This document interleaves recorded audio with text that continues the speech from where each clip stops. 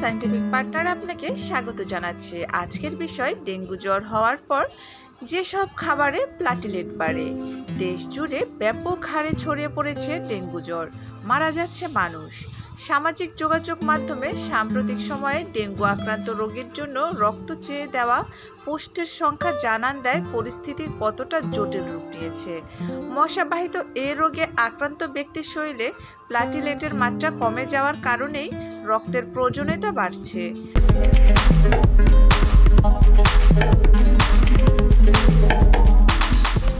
মানুষের রক্তে 3 ধরনের ক্ষুদ্র রক্তকণিকার মধ্যে সবচেয়ে ছোটটি প্লাটিলেট, যাকে বাংলায় অনুচক্রিকা বলা হয়। অনুচক্রিকা উৎপাদন হয় অস্থিমজ্জায়। প্লাটিলেট রক্ত জমাট বাঁধতে ও রক্তক্ষরণ বন্ধ করতে সাহায্য করে।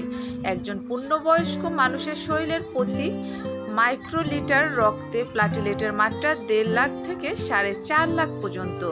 এই পরিমাপের চাইতে প্লাটিলেটের মাত্রা কমে গেলে রক্ত জমাট বাঁধতে পারে না, ফলে রক্তক্ষরণের ঝুঁকি দেখা দেয়। রক্তে প্লাটিলেট কমতে শুরু করাকে চিকিৎসা শাস্ত্রে বলা হয় থ্রম্বোসাইটোপেনিয়া। প্লাটিলেট কমে যাওয়া কেন বিপজ্জনক? কেবল ডেঙ্গু নয়, আরও নানা রোগের রক্ত সংক্রমণে প্লাটিলেটের সংখ্যা কমতে পারে। তবে প্লাটিলেট 1 লাখের নিচে নেমে গেলে তাকে জটিল পরিস্থিতি বলে ধরে নেওয়া যায়। চট্টগ্রাম মেডিকেল কলেজের মেডিসিন বিশেষজ্ঞ ডক্টর অনিরুদ্ধ ঘোষ সতর্ক করেছেন, এই প্লাটিলেটের সংখ্যা 20,000-এর নিচে নেমে এলে কোনো প্রকার আঘাত ছাড়াই রক্তক্ষরণ হতে পারে। তিনি বলেছেন, রক্তে প্লাটিলেটের সংখ্যা 10,000-এর নিচে নামা সবচেয়ে ঝুঁকিপূর্ণ। এ সময় শরীরের যে কোনো জায়গা থেকে অনবরত রক্তপাত হওয়ার সর্বোচ্চ ঝুঁকি থাকে। প্লাটিলেট কমে গেলেই কি রক্ত নিতে হয়? মেডিসিন বিশেষজ্ঞ অধ্যাপক ABM আবদুল্লাহ জানিয়েছেন, প্লাটিলেট কমে গেলেই যে রক্ত নিতে হবে এমনটা নয়। কেননা ডেঙ্গু রোগীর ক্ষেত্রে শুধুমাত্র প্লাটিলেট কমে যাওয়াই একমাত্র সমস্যা নয়, বরং শরীরের রক্তরস কমে যাওয়া, রক্তচাপ কমে যাওয়া ও পরিস্থিতি জটিল করে তুলতে পারে। সেক্ষেত্রে লক্ষণগুলো অনুযায়ী চিকিৎসা দিলে রোগীকে সারিয়ে তোলা সম্ভব। এক্ষেত্রে রক্ত দেবার প্রয়োজন নাও হতে পারে। বেশিরভাগ ডেঙ্গু রোগীর প্লাটিলেট দেওয়ার কোনো প্রয়োজন হয় না।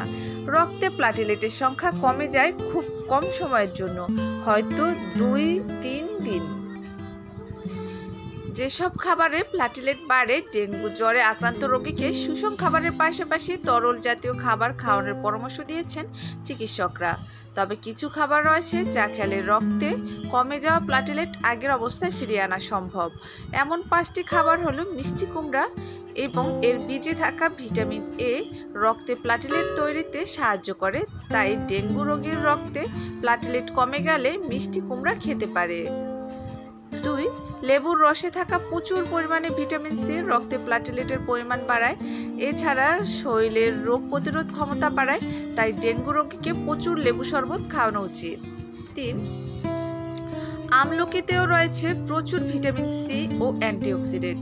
আমলকি খেলে রোগ প্রতিরোধ ক্ষমতা বাড়ে এবং প্লাটিলেট ধ্বংস হওয়া থেকে রক্ষা করে। 4. রক্তের যে কোনো সংক্রমণ দূর করতে অ্যালোভেরা খুবই উপকারী। নিয়মিত অ্যালোভেরার জুস পান করলে রক্তে প্লাটিলেট বাড়ে। 5. ডালিম ফলে প্রচুর আয়রন রয়েছে, যা রক্তে প্লাটিলেট বাড়াতে এবং শরীরের দুর্বলতা দূর করতে খুবই ভালো কাজ করে। তাই রোগীকে রক্তের প্লাটিলেট বাড়তে তাকে নিয়মিত ডালিমের জুস খেতে দিন।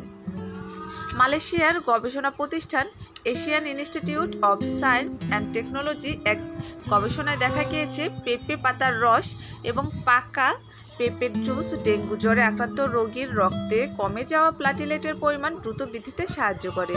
সবুজ শাকসবজি, ভিটামিন C যুক্ত ফল বা তাজা ফলের রস, সেই সাথে vitamin B complex, protein, vitamin K, E সমৃদ্ধ খাবার খাওয়ার পরামর্শ দিয়েছেন বিশেষজ্ঞরা। এক্ষেত্রে প্যাকেটজাত খাবার এবং অতিরিক্ত মশলাদার খাবার এড়িয়ে যাওয়ার পরামর্শ দেওয়া হয়েছে।